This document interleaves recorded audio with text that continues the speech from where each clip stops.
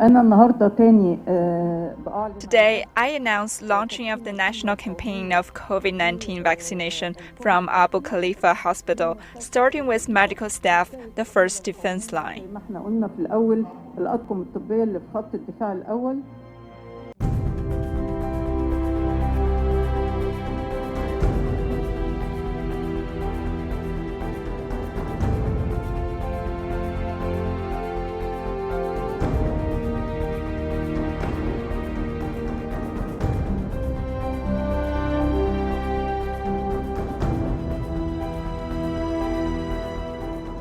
تم اختاري من حوالي 10 أيام. I was asked 10 days ago if I agreed to take the vaccine, and I have already made up my mind to do it. It is a safe vaccine and it was tried by many people before us.